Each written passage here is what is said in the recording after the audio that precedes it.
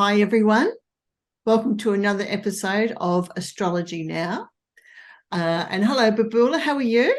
Hi, Cheryl. I'm doing great, thanks. That's terrific. You had a wonderful workshop yesterday, and I'm still processing it all. Oh, thank you. It was a great day. I really enjoyed it too. And I felt really quite buzzed and energized, even at the end. I'm often quite, worn out at the end of a big day, but it was a Yeah, great day. yeah. Yeah. No, it was a really good workshop about Pluto and Aquarius, and the times that we're living in. What we're sort of trying to navigate with so many things going on around us. And talking about that, this full moon falls between two new moons in Aries. No wonder I've been busy and flat out. My God, life has really been hectic. And to be honest, I feel a bit burnt out. Yeah. Yeah. So when I finish one thing, I just sit. And the first thing that comes to mind is, isn't stillness a beautiful experience?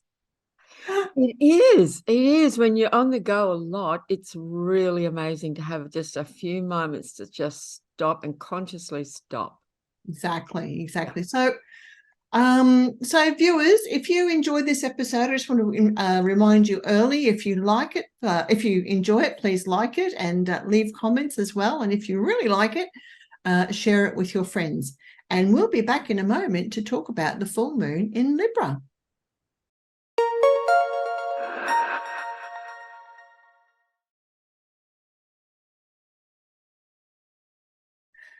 So, Babula,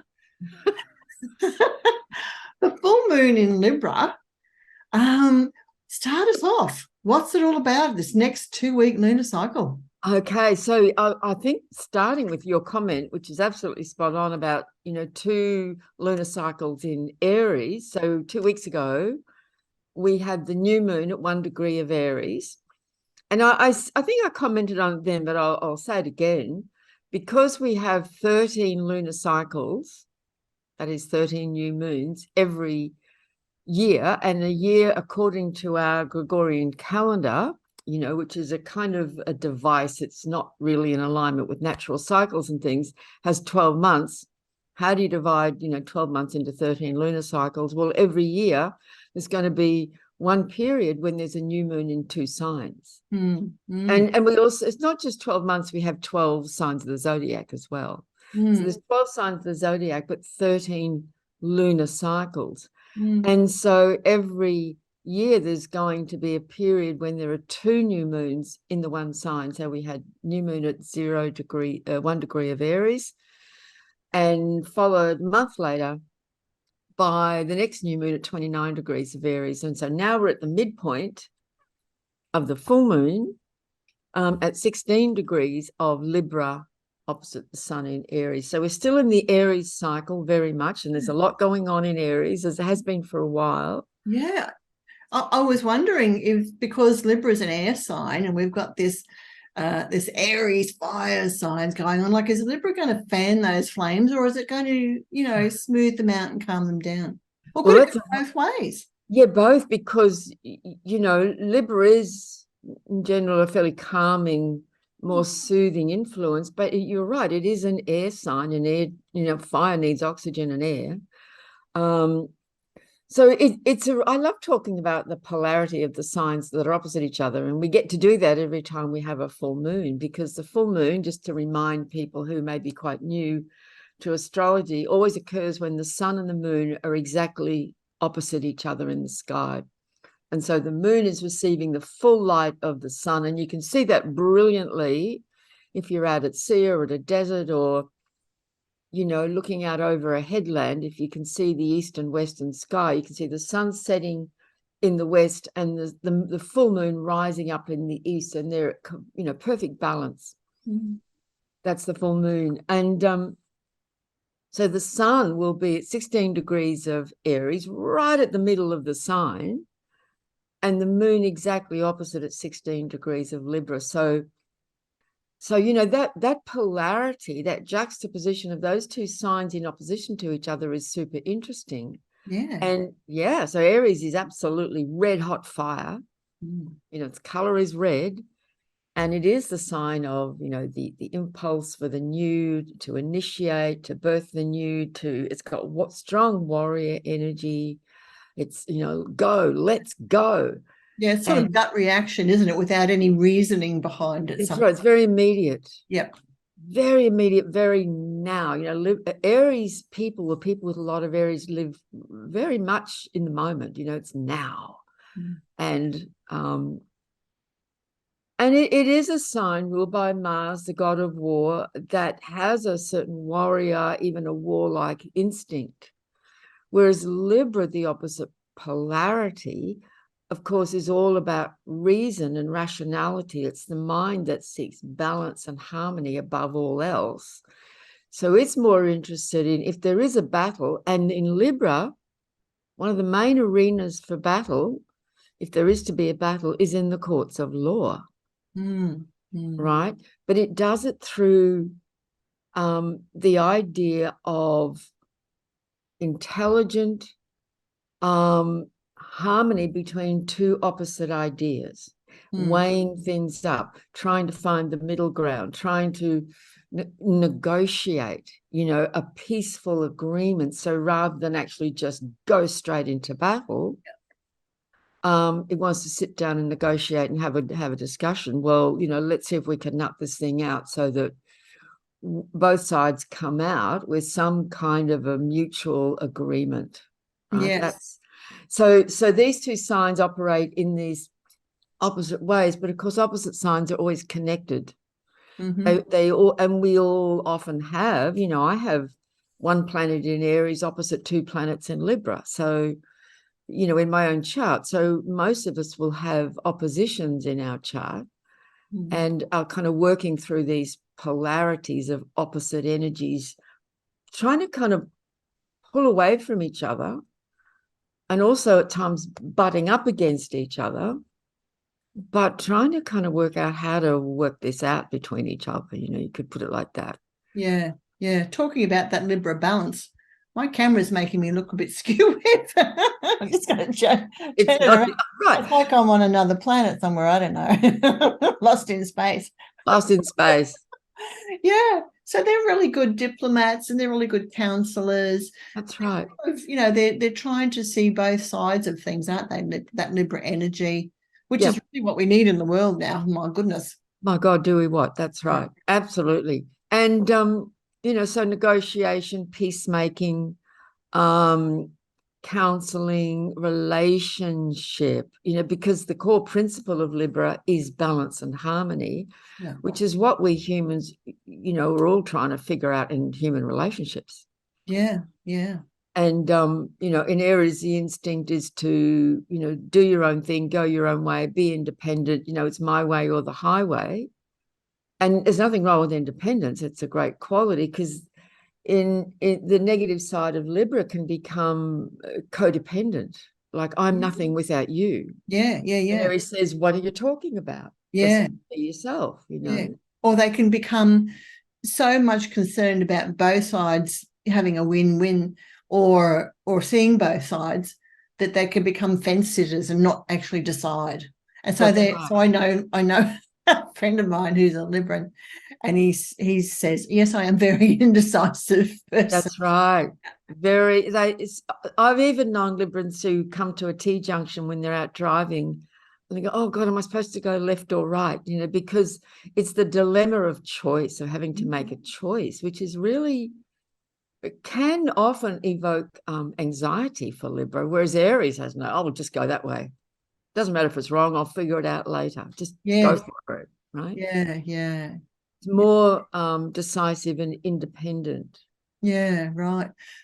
Libra is ruled by Venus. So how does that work with, at this time, in that Aries energy as well? How does that help connect us with our hearts from that place? How does that, sort of balance work? Yeah, that's a great question.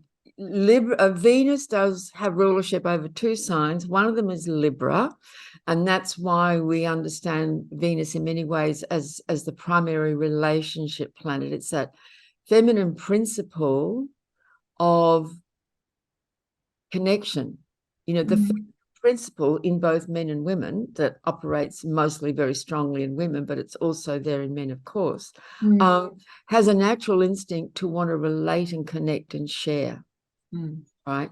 And through that heart energy, because that's the nature of the heart, it wants to share and connect. And so it rules Libra.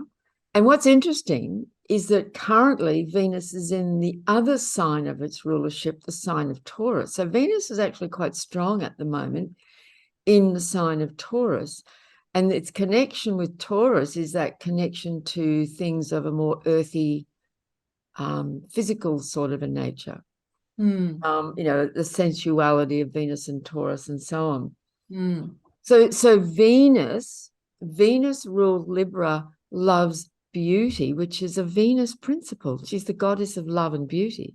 And the two Venus ruled signs, Libra and Taurus, both have an incredible appreciation, eye for, and an ability to make beauty.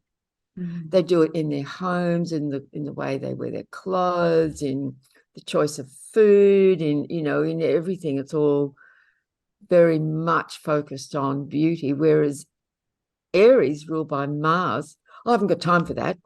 Yeah. Right. I don't really care what I'm wearing as long as it's comfortable and doesn't impede my movement. Right? Pair of jeans and a t-shirt's perfect, and I can go. Right. Yeah, so I'm thinking too, just going back to Libra and you know, Venus of the heart and love and all that sort of stuff. I can see how, you know, that can get a bit out of balance too. And you know, like, what was I going to say? Oh yeah, so I forgot what I was going to say. You almost had it. It's there. Is it? Can you read it? Can you read it? Out of balance. Something's out of balance. Yes, I was thinking it was to do with boundaries because, you know, that's right. Libra, I think it can be a bit of a people pleaser because it, you know, which should I go? This should I go that? I want everyone to be happy. You know, I want to make you happy. I want you to be peaceful and calm and smooth the ruffled waters. And so I could see that it might have to put up boundaries around some things to make sure that, you know, to protect itself. Yes. See, Aries gets energized and comes alive when there's a bit of, you know, a bit of fire and a bit of argy-bargy going on, you know, like, wow, yes. Libra doesn't like discord. It doesn't like confrontation. It doesn't like argument, raised voices, anger. Of course, someone can be a Libran and also have lots of fire in their chart. Yeah, I'm just talking in general. Absolutely, that Venus ruled Libra can people please very much, and it's that thing of I'll do anything to keep the peace. I'll do anything to keep the peace. Let me please you. Let me please you. You know, I'm here. My role here is to keep everything smooth and harmonious, and sometimes at their own expense. Absolutely. and you can never do enough for that in that situation. No. So that's So every sign, of course, has its more sort of dysfunctional side. So yeah, we all do.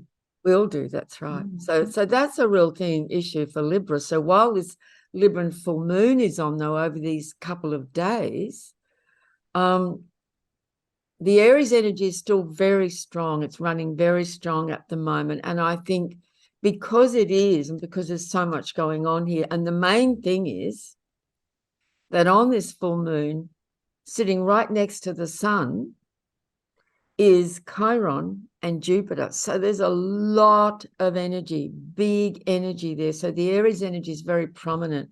And that full moon in Libra is in a way sort of having to work very hard to bring in this energy of, okay, let's see if we can calm things down, negotiate. Can we sit down and have a conversation just rather than go into battle mode instinctively and automatically, you know, knee jerk. Yeah. And I think, you know, if we're paying attention when this is around this full moon, which, by the way, it is exact on Thursday afternoon, Eastern Australian time. So that means, you know, it'll be coming in on Wednesday, Thursday, and into Friday. The Libra full moon will be on. just notice what's happening in our relationship dynamics. Notice those moments when we feel triggered, agitated, annoyed, pissed off, or whether we're trying to keep the peace, and how it might be hurting me to only want to keep the peace and deny my own needs, Aries. What do I need in this dynamic? Is it all about me, or is it about you, or is it about how do we do this together? They're the things that are going to come up for people. Yeah. And I was just thinking Libra is quite charming. It's a quite charming sign. So remember the power of charm, I think, and how you can use it in a positive way to help bring, calm ruffled waters, to placate and make peace. It works really well, actually. It does. I often think of it as it's the sign of the perfect host and hostess. If you go into a nice restaurant and there'll be the host or hostess at the front, the maitre d', or somebody's in that role to oversee the general running and the smooth harmony of the whole experience for the whole place. And a smart restaurateur would be very wise to hire someone with a lot of Libran energy, because they do that naturally and instinctively. Librans put people at ease. They have natural social grace.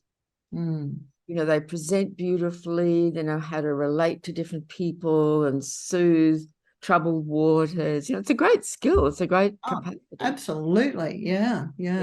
I don't see many people practicing that these days, though. No, things are pretty feisty. Things are pretty stirred up. Yes, very much. But that's why we need that Libran energy. That's right. What's really, there's a couple of things I wanted to say. What's really interesting, not only is on this Libran full moon, but currently we've got so much going on in Aries, but there's also a lot of planets and activity in the sign of Taurus, which sits next to Aries, which is ruled by Venus. So that's again reinforcing the Mars-Venus juxtaposition and relationship, that need for independent, decisive, courageous, bold action, balanced with the need for certain amount of grounded harmony and consideration of the needs of others, because Aries doesn't consider others. It's not what it's designed for. It's just, I'm doing my thing, and if you want to come with me, you better hurry up because I'm out the door. Yeah. So that Libran energy can create these lovely vibes. That's right. You go into a home of someone who's very Libran, that doesn't mean necessarily the sun. They might have Libra rising or just lots of Libra in their chart. You'll walk in and immediately it's beautiful, it's calm. You walk in and you go, oh, this feels so nice. It just does. The colors are all harmonious and balanced. It's just a natural, they don't need training. They just know how to do that. They do. And my grandmother was a Libran, and it was like that when I walked in her gardens. Exactly. Lovely gardens, and it just feels so peaceful and a well-balanced aesthetic, just beautiful. That's right. That's right. That's formal, actually quite formal too. Yes, elegant, I think. Elegant is the word. Right. Is a really good word for it, isn't it? Simple, understated elegance, harmonious. Things are in the right place. The colors are beautifully balanced. There's no jarring energies or colors, because they know if something's jarring, they have to get up and move it and change it. And it's not a Virgo fussiness. It's about the harmony. It's about the balance, Now, if somebody has a lot of Libra and Virgo, then, whoa, everything has to be absolutely immaculately perfect. Yes. Yeah. So, but it's really about relationship, that relationship polarity of Libra and the independent need and instinct of Aries. So that's a big story, isn't it, in human life? And that is a balance just in itself, isn't it? It's just that alone. Yeah, that's a big one. That's right. How do we find that balance between our need for independence and autonomy and also a natural human need for relationship and connection? Yeah. So that will be a highlight. And of course, in the world, We're definitely going to see that. There's a lot of big energies moving in the world. There's a lot going on. There's a lot going on in the law courts. There's a lot of battles going on in the law courts around the world. Big battles going on. And of course, lots of little ones and so on. So that's another part of it. Yeah. And because Libra, you see, in this arena that I'm speaking about now, Aries is about winning the battle. Yes. Whatever you have to do, lop off heads, fire your gun, pull your sword, just win the battle. And Libra is about the fair fight in the courts of law, because its primary goal is actually justice. Yes. Yeah. Right? Wants justice. And that's why you'll see the goddess, the feminine of justice, outside all of the law courts in the Western world. Outside every law court, you'll see the statue of the goddess, the feminine. Yeah. And it's quite egalitarian too. So it wants everyone to be on equal what would you say? Standing? Equal footing. That's right. Yeah. That's right. And the person in the center who's weighing all this up to make a judgment is the judge, who hears both sides of the argument. Whereas in Aries, it's might is right and the person with the bigger guns wins the battle. Right. So yeah, that's the kind of the difference.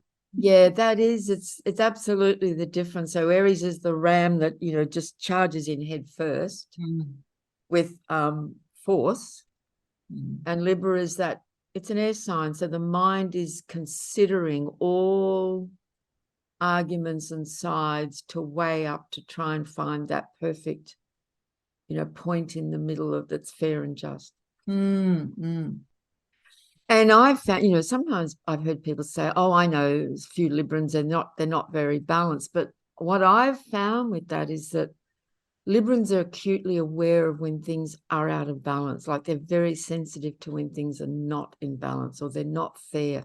Even little Libran children, they know that if their brother or sister got the biggest slice of cake, like that's just not, that is not on, not fair. Oh, it reminds me of my cousin and I when we were kids. It's like pouring out the Milo and it has to be exact in each glass. Right. Get the ruler out. That's right. It wasn't me, that was him. Right. That's right. That's right. I would never do such a thing. Right.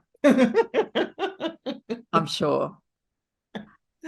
So the other thing, of course, so with Chiron and Jupiter on the sun, that means they're also opposite the moon. So they're a part of this full moon. And Chiron, of course, is to do with healing and illness and wounding and ways that we might be dysfunctional on an individual level, but also in the world. And I personally think, Chiron's long 9-year journey through Aries, and it's pretty much in the middle of that now, has a lot to do with the wounded warrior, the wounded masculine.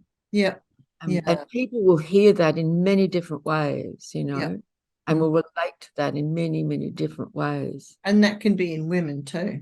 Absolutely. Yeah. Absolutely. Our wounded sense of autonomy and independence and capacity to stand up for ourselves, fear of getting angry, or the wound can manifest in the opposite way of only ever getting angry. That's the only way to resolve anything. Yeah. There's a sense of who the hell am I in all that, Exactly. If I don't stand for this, then who the hell am I? Or if I do, then who do I become? Like there's a big question around that. There sure is. And something interesting coming up later in the year, I think it's in July, the north and south node of the moon, which have been in Taurus and Scorpio for, in July, it'll be 18 months, are actually going to change sign. And the north node will move out of Taurus and into Aries. So we're going to have 18 months from July. So the second half of this year and all of next year, when the north node, which is our sort of dharmic path forward, is going to be in the sign of Aries, once again highlighting this Aries energy. Mm. And I think there's just a lot in the world going on around each of us individually, finding that inner sacred warrior energy and the courage, you know, Mm. to stand strong and make choices and boldly do what we have to do. Mm. Yeah, very interesting. So I think these few days of the Libran full moon are a beautiful opportunity to maybe pause a bit and focus on what's out of harmony in my life, what's not in balance, even in our physical environment. Like there might just be a sudden urge, I've got to tidy up the house, it's driving me crazy. I've been so busy running on Aries energy, you know, like this isn't done, that's a mess. That is, there's all, you know, like, yeah, you walk into a room and you go, oh God, I haven't got time right now to deal with it. Yeah, yeah, yeah. And it's interesting. I just realized that this Libran full moon comes just as we move into Easter, which is often a period of respite for us, you know, a Yes. break, isn't it? Yeah, so all that busyness that we've been through in that Aries energy, there's this part of me that's been longing to go into the garden, Me too. just get lost in the garden. Me Yeah, too. I want to do the same, garden and paint, and yeah, not have to have anything else requiring my attention. yeah. Yeah. Mm. So that Libran full moon will still be in operation, particularly on Good Friday through that, you know, the Wednesday, Thursday, Friday. So I think that's really helpful. Mm. And of course, the other planet that's affecting this full moon is Jupiter. So Jupiter's been charging through Aries now since December, is now at 20 degrees, and in May will leave Aries and just slow down energetically when it gets into Taurus in May. But so it's really energizing Aries as well. These are big energies in Aries. Yeah, yeah, yeah. I've Yeah, noticed that since December. Just yeah, like you say, just how big, how busy it is, and Jupiter has expanded that. You know. that's right. Yeah. Look at And hair.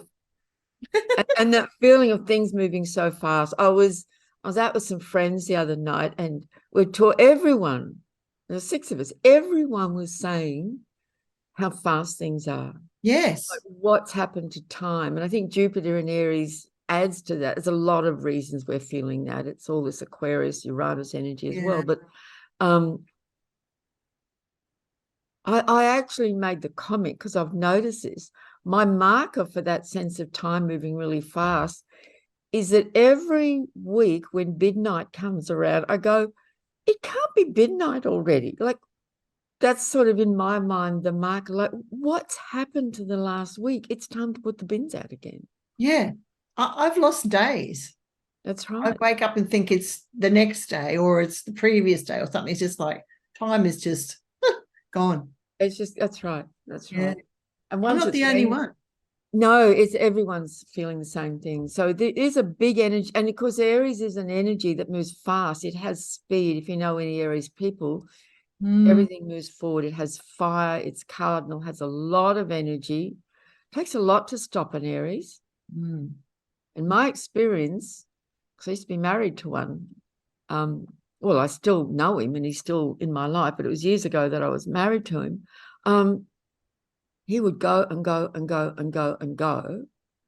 And if he got a cold, he'd be out for a day and then he'd be up and off again and recover really, really fast Mm. and just be off again, you know, or hadn't had much sleep for a week, would just have one big night of sleep or 24 hours sleep, go again, you know, just go. That's what we're all experiencing so much of. Yes. Yeah. Yeah. Yeah. I feel tired just talking about it. I know. So over this Libran full moon, all of you who have a partner or relationship, you know, make time for that, you know, just to hang out in that relationship space. Because when we're really busy, there's often just not time just to hang out with people Yeah. you care about and love, or even if it's you just with yourself, to just do nice things and relax and make your home beautiful or whatever it is you need, you know. Mm. Yeah. Mm. Some kind of balance. I think people struggle with that, don't they? Work-life balance, which is Very. busyness and calmer time, busyness and calmer time, That's right.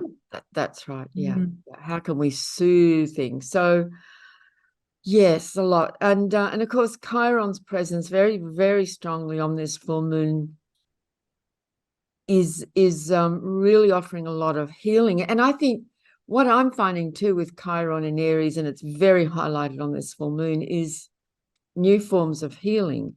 And even on an individual level, I'm noticing myself, new healers or forms of healing are kind of showing up for me, and I'm responding going, oh, that's the next piece that I need to do. Mm. For any health issue or so on. It's like, and it's something new that I haven't come across before, or a new person, and I just straight away I know, okay, I need to go that way. Yeah. And because Aries is so much about the new. Yeah. Mm. Yeah. So well, let's look at all the things going on in the sign of Taurus. Yeah. So Mercury, just a few days before this, well, it was about a week ago, actually, moved out of Aries and moved into Taurus.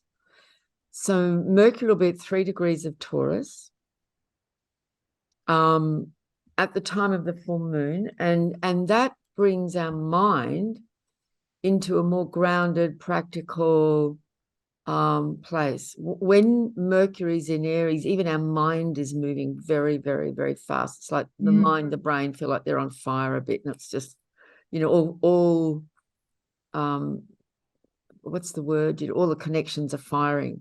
Mm. When it moves into Taurus, even the mind and our thinking tends to slow down and become more practical and pragmatic. And like even today, I thought, I've got to write down on my list, because I keep thinking of it and then forgetting about it, in the next few days to buy seedlings, because it's time to start planting some veggie seedlings. Yes. Yes. The weather's starting to cool down, and I keep forgetting because, the days are so full. Yes. Mm. And, let's start getting a bit grounded, a bit practical, sorting out finances. So the mind is more going to be focused for the next 3 weeks or so on more practical matters and not moving quite so fast and quite so fired up, and perhaps not so argumentative as well when it's in Aries. Taurus? No, well, Taurus less argumentative than Aries, I think. Yeah. Oh, yeah. True.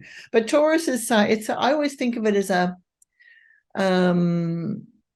someone who walks steadily, got their feet on the ground, stable, Very. that sort of thing. Yeah. So almost plodding sometimes, in that respect, but very has good foundation. Absolutely. Yeah. I remember years ago, I had kind of this idea came to me because I was observing it, that with someone born with Mercury in Taurus, it's almost as though you can hear the wheels of the mind going around it, because if you offer a new idea to somebody with Mercury in Taurus, they're not going to instantly just go, oh, that's interesting. Oh, that's great.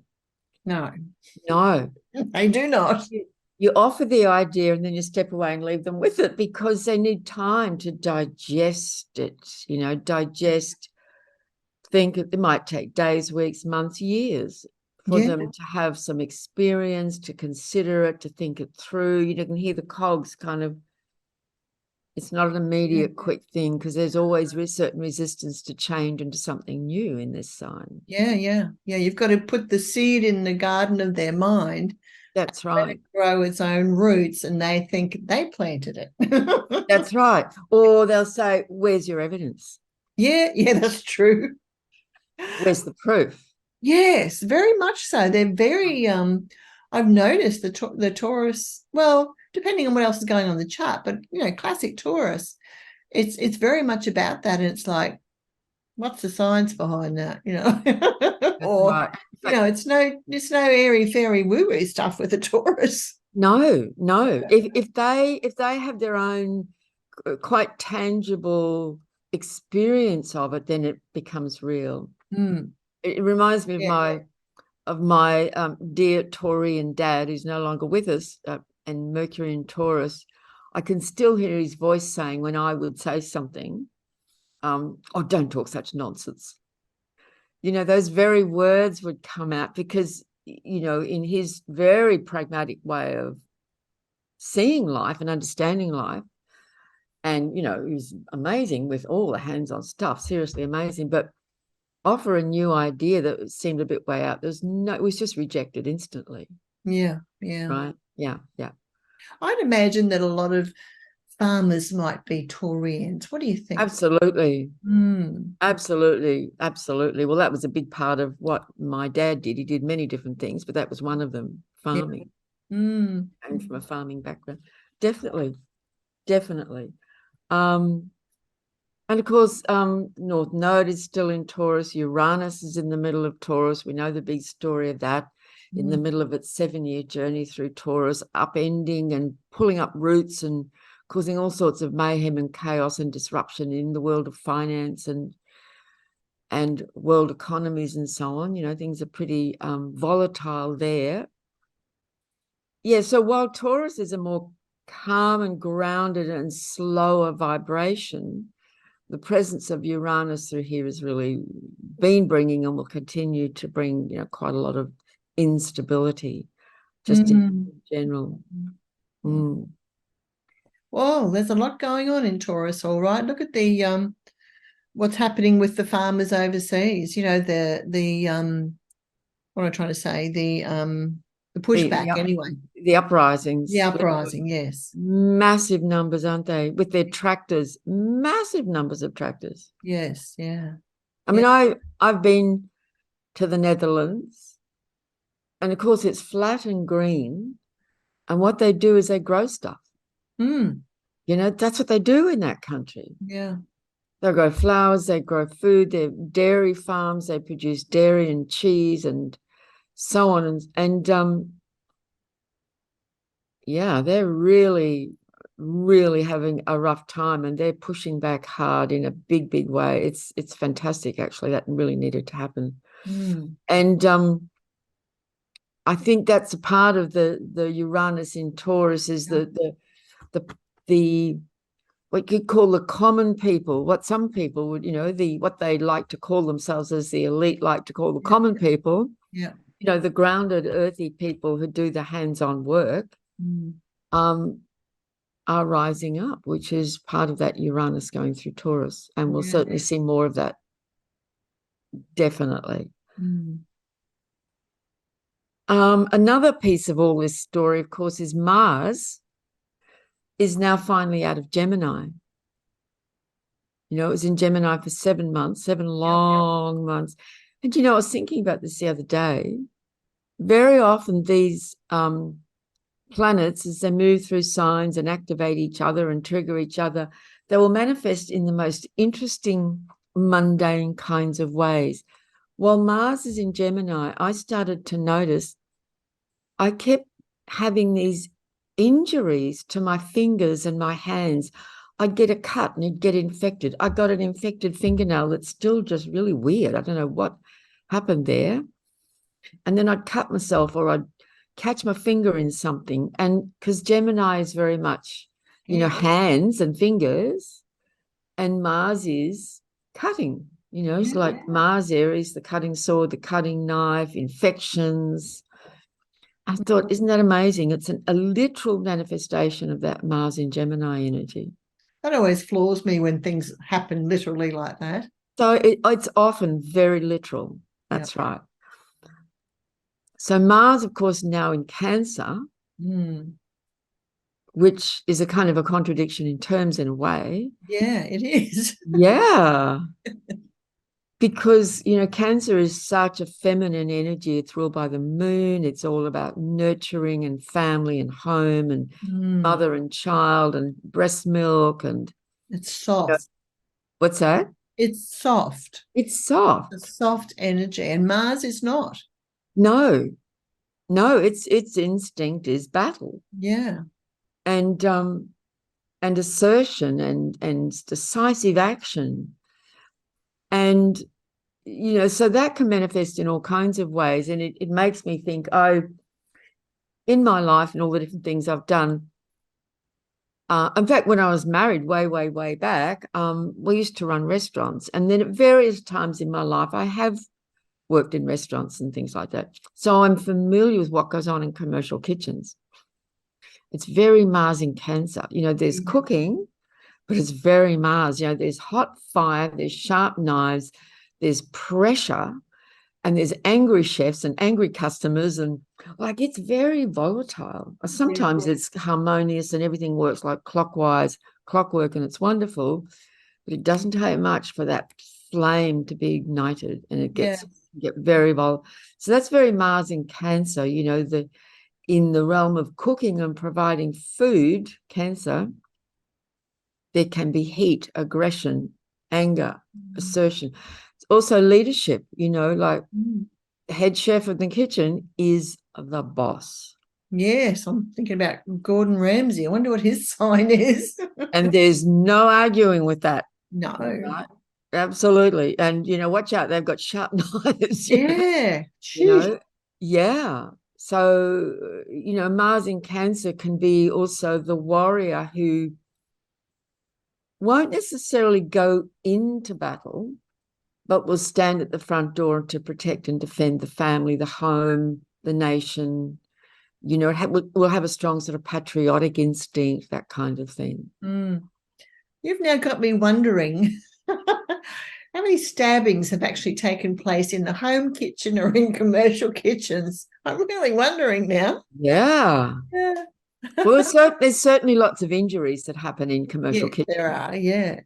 And lots of accidents, you know, ambulances being called, someone's burnt themselves really badly, and there's always a big first aid kit and fire extinguishers ready. You know, because it's full on. Yeah. And you know, and the pressure of time is very real. They're getting out a lot of food, and customers complain if they're not quick enough. And yeah, it's high energy stuff. Yeah. And they put out beautiful food, hopefully. So, you know, while Mars is in Cancer over this next another 5 weeks or so, what kind of decisive action or decisions or choices might we be making on the home front? Yeah. The family, you know, who's kind of stepping up as the initiator or the leader in a family dynamic that's playing out in whatever way it might be. You know, what kind of choices are being made? Is there a bit of volatile dynamics going on in the home? You know, are people losing their temper, or yeah, it can sort of show, and it can be very emotional. You know, it's a water sign, isn't it? So everything is all about feelings in Cancer. So the emotions can get very heated. Yeah. It's about the mother too, isn't it? Yes. That mother energy. Yes, absolutely. Yeah. You know, and as you say that, kind of at best, you know, let's say a child born with Mars in Cancer, as babies will be now, will be kind of wanting from the mother to be both nurturing but also their protector, defender. You know, you think of a child going to school is having a problem at school with another child, with a teacher. They want to feel like the mother, the parent, who's their carer, is going to stand for them, you know, and protect them and be their champion, you know. Yeah. So they're just, you know, different ways that this might sort of show up in people's lives over this period with Mars going through the sign. It can be things like, you know, thinking about doing something to the house or to the garden or some renovation, and Mars moves into Cancer. It's like, now it's time to action that and take some action, get it happening. Yep. Yeah. School holidays, time to do it. Yes, that's right. That's right. That's what a lot of people do, don't they? They do. That's right. There's a bit of time out to do things at home. What else have we got? What date are we up to? What date? What date are we up to? Yeah. What do you mean? What date? Is it the April the 10th, the 11th, the 14th? Where are we? Of what? Of April in this lunar cycle. Oh, well, it's on the 6th of April, Oh, the full moon. yeah. Yeah. So the full moon will be on the 6th of April, which is a Thursday in the afternoon, is the exact moment of it. Yeah, you got that. So Wednesday night and Thursday night she'll be, in full brightness. Yeah. Yeah. Mm. And I was just speaking in general. I know what you mean. Sorry. I was just looking at the full moon chart and talking about that. Oh, okay. So we're okay. So we've got time to do a run through. So sorry, Yeah. Cheryl. Now No, that's okay, because you said you talked about Mercury in Taurus and Venus. yeah, That's sort of like after the full moon. I'm just wondering. that's right. Because that's normally what we do. And for some reason, my brain hadn't kind of remembered that. So Over yesterday. yeah, I think so. So on the 4th of April, just to backtrack, that's when Mercury moved into Taurus. Right. And on the 6th of April, which is the date of the full moon, the sun will be exactly conjunct Chiron. And then on the 11th, Venus will leave Taurus. So we talked a bit about Venus in Taurus, nicely placed for the Libran full moon, will leave Taurus and go into Gemini. So that's on the 11th. So Venus in Gemini for about 3 and a bit weeks will really stimulate our desire for social connection, for communication, for contact, for, meeting people, for just having a bit of social enjoyment. Yeah. And I was reading that it trines Pluto in Aquarius. Yes. Especially in the beginning, especially when it really, on the 11th, as it moves into Gemini, it will be exactly trine Pluto at 0 degrees of Aquarius. Yeah, definitely. So, but I think that's really quite nice. It can be, powerful moments of engagement, with people that may be quite deep and profound. Yeah. Not necessarily overly challenging, but just quite deep. Yes, yeah. And then on the 12th, the sun will make the full conjunction to Jupiter. So we've still got this kind of Sun Chiron Jupiter story active. Yeah. On the 15th, Venus in Gemini will make a square to Saturn. So Venus will be at 4 of Gemini, squaring Saturn at 4 degrees of Pisces. So that's on the 15th. So Venus squares Saturn. It's not the happiest of combinations for Venus. No, I was thinking that. Yeah. Yeah. And it's a bit sort of not a lot of motivation there. Yeah. I mean, Venus in Gemini wants to engage and socialize and be with people and communicate and take pleasure in learning and so on. The square to Saturn can feel a bit like a wet blanket for Venus in Gemini. Yeah. Can, though, be fantastic for study and focus. It would be. Yep. Okay. Or for having a some kind of a social connection that has real purpose. It could be like a business meeting, where there's important conversations going on and nutting things out a bit, but it may not be the most light-hearted combination. But it's just a little more serious and focused, actually. Yeah, right. Okay. And then what happens, one of the main things that's got, apart from, of course, Saturn now being in Pisces and Pluto having just gone into Aquarius, which we spent the whole day talking about yesterday, and I will touch on that too. On the 20th of April, we come to the next new moon at 29 degrees of Aries, but it's an eclipse. It's a solar eclipse. So we're now in the lead up to eclipse season. Yes. Right, which starts on the 20th of April. So that eclipses, of course, are always very powerful, very potent, very intense, very pivotal. You know, big things happen on and around eclipses. So we're kind of in the lead up to that. So shall we spend a few minutes just talking in general again about Pluto in Aquarius? Yes, do. I think that's really important. I think it is, because Yeah. it's kind of the overriding story, isn't it, of everything? Yeah, yeah.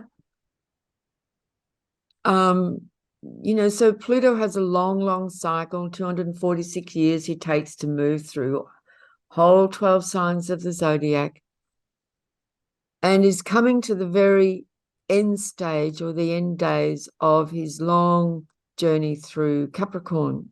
He moved into Capricorn in 2008. And, you know, one of the overarching things that we could say has become established since that time is that the world has become literally run by massive corporations. Yeah. The very Capricorn thing.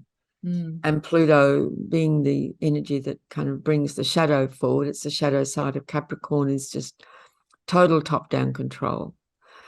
So that's what's happened. That's where we're at. And so Pluto's now in the process, having on the 23rd of March just moved into 0 degrees of Aquarius, only gets to 1/3 of 1 degree. So just a teeny little drop of Aquarius for the next 2.5 months. So we're getting a glimpse of this massive change of energy. Yeah. Do you remember the Dean brothers who used to go in and knock down the old buildings, and people were so angry about it because they were historical and they should have been protected, but they had that wrecking ball. I see that as Pluto, even though they were knocking down old buildings, but you can see that as like knocking down the establishment, that wrecking That's right. ball through, you know. That's right. Yeah. Smashing the old symbols, the old edifices, the old structures, energetically, literally, physically. And so it's a 2-year process now. It has begun this 2-year, it'll take Pluto 2 years to do that shift across those couple of degrees of the cusp of Capricorn and Aquarius. 28, 29 of Capricorn, 0 of Aquarius.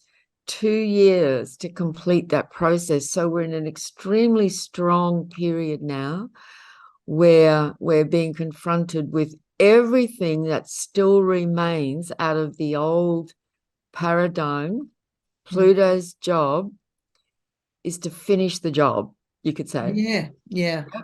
The big cleanup is underway, and the big revelations about the deepest, darkest truths of what's behind everything in this world is now come to a critical point.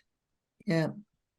And he is the master of leaving absolutely no stone unturned. It doesn't matter how unpleasant it is, how uncomfortable, how difficult it doesn't matter. Don't care. No. He doesn't care. It's like, this is what has to happen. Yeah, That's right, because there's no way we can move forward until this has been done. Yeah. And now a lot of people think that Pluto in Aquarius is, yay, let's bring down the establishment.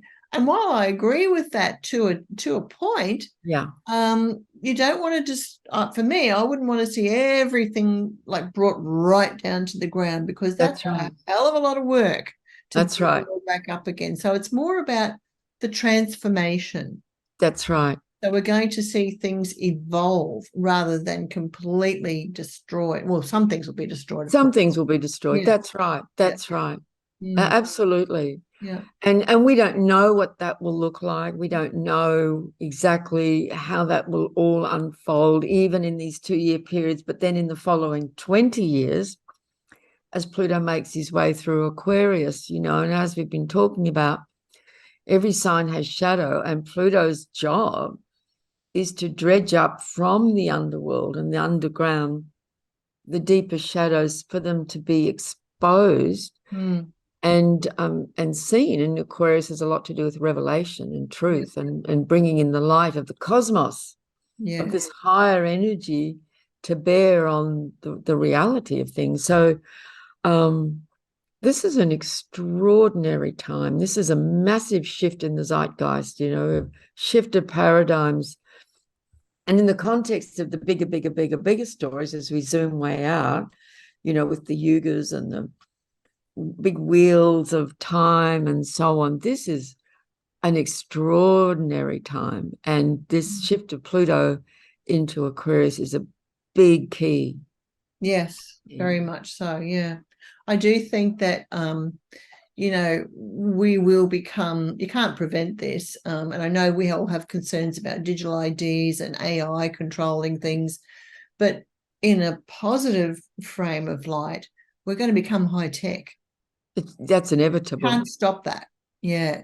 So we have to sort of, protect ourselves against things that we don't want to happen, but also, utilize the things that are going to happen in a positive way. That's right. Yeah. So I agree. And with everything, it depends who's using it and who's controlling it. So technology can be used for the good. In the wrong hands, it can be used for just, extremely destructive, controlling ways, which is what's coming in. I think we're going to see some amazing advances in science. Amazing. Yeah, which is going to be applied to health, physical health, mental health. Yes. I've seen just recently I saw an article about how implants were put into people's brains to help with mental health problems, for example, Parkinson's. That's right. Even my own cousin has had that done. Wow. And been healed of Parkinson's at the age of 65 or something. Fantastic. So, whereas before he couldn't speak, he had to stop work. Wow. So we're going to see a lot of advances in regard to that. Leaps and bounds. Yep. Yeah. And I think we, while Pluto is getting rid of some things, I think we have to sort of, because it's in Aquarius. So it's an air sign. So one of the questions you brought up yesterday, which we actually didn't get to, was how do we navigate or how do we live in a world like that in the age of Aquarius, with all those things changing? That's right. How do we find our way? And I think a big part of that is, one, follow your intuition and your BS detector. Yes. So don't live in the fear of it. That's right. Be aware, but don't live in the fear of it. Yeah. And have conversations with people about all of these things. Everything has to come out, doesn't it? Out in the open. Yeah. In the light. And it will. And it will. It's an inevitable process, but it can get bumpy in the meantime. And there's a lot still to unfold. Yeah. But once he's finally out of Capricorn, there's, which will be in November 2024, he's finally finished with Capricorn, since 2008. Things will even look very different then, and they will continue to change over the following, is in Aquarius through to 2044. So, by the end of that, my God, the world's going to look very, very different. And it's ultimately about consciousness. It's about a complete shift of consciousness. Yeah. Like a leap of consciousness into a higher dimension. Yeah. Underlying that is the fact that Aquarius is an air sign. So these changes, we've been through a lot of changes in the last 3 years. We're going, coming up for air. It's going to be so swift, but it's not, I don't think it's going to be as painful as what it has been. Because we'll make choices. We'll make our own choices about what we'll do, what we won't do, what we can't do, what we can do. But, just go along swiftly. Don't sort of get drawn down too deeply. And that's all we can do, isn't it? It's like day by day by day, we keep staying open and paying attention and adapting and expanding. And I think a big piece of Pluto in Aquarius will be, and this includes to do with healing, but it's our thinking will change. We're going to be seeing things in a very different ways and understanding things through the lens of expanded consciousness, which includes, the cosmos and the universe and our place in it, medicine, healing, everything. It's an expanded consciousness through which we see things very differently. Yes. Yeah. So basically ride the waves. Ride the Ride waves. the waves. Yeah. Yeah. Absolutely. Don't Yeah, get caught in the rips. that's right. And, you know, and if we're hanging on to the past for dear life, some point we're going to have to let go. Yeah. Yeah. And be Yeah. opportunistic. Use opportunities to your advantage. If you see something that you think, well, I think that's going to be a good way to go if I Yeah. want to get to, point C or whatever, Yeah. and then do it, That's right. Mm. And connect with community and like-minded people and form tribes and connections and be open to everyone. As someone said, yesterday, it's that idea of diversity and unity, Yes. humanity coming together, but acknowledging and celebrating and appreciating everyone's differentness. And how do we, as a collective, birth a new world while all being individual? Which brings us back to the Libran full moon, Yes. to not deny our individuality and be in relationship. Yeah. Yeah. Yeah. Lots to cogitate on. I can feel my coffee percolator just going. Oh, that's wonderful. It's an exhilarating time. It is. And I'm glad I'm here to see it. There's been times where I've thought, where's the exit point? That's right. This is all getting too much. That's right. Yeah, but we've in it this far, and I want to see. So what was it? Someone said yesterday, it's like a bad movie, but you want to see how it ends. That's right. That's right. And when a planet changes sign, there is an energetic change. And if we're and many people, I did, and we've been talking about it, and many people saying they could feel something's changed. It's like you can almost feel it in the air, in the atmosphere. Something's changed. Pluto's change sign, which is a big event. Yeah, it is. It's huge. Yeah. Mm. Well, all I can say is stay tuned, folks. Get Watch your big surfboards out. That's right. Cosmic surfboard. Yeah. Paint stars all over it. Oh, yeah. Yeah, I like that idea, actually. Nice, isn't it? Cool. Well, thank you, Babula. Thank you once again Cheryl, for sharing all that information with us and our viewers, and who some we saw yesterday as well. So it was nice to catch up with you. And if you've got your own thoughts about this and how you're feeling, leave your comments below, and share that. Reach out if you're looking for a place to people to talk to, because I'm sure there'll be other people who will leave comments here looking for a tribe as well. So, and that's really important. So, and I might just also say that I have the audio recordings from the workshop yesterday and a summary of the PowerPoint presentation. So they'll be available in a couple of days if anyone's interested in that. I'll post it on Facebook as well and put that out in the newsletter. Yeah, and it wasn't just a workshop with all charts, astrological. No. It was we did a lot of talking about the times we're living in, and I think that was really important. Good for this. That's right. And there was a couple of people there who really didn't know any astrology, but they got a lot out of it because just everything we were speaking about. Yeah. And they can get that through your website and your Facebook page? Facebook page would probably be the most direct way. Just my name, Babula Clement, Facebook. Good. Cool. All right. Well, we'll be back in another 2 weeks for the next lunar cycle. Let us know how you're going in those 2 weeks. And that'll be the eclipse. Yeah. Yes, exactly. Yeah. So until then, stay safe. God bless. And we'll see you again soon. Bye, everyone. Bye.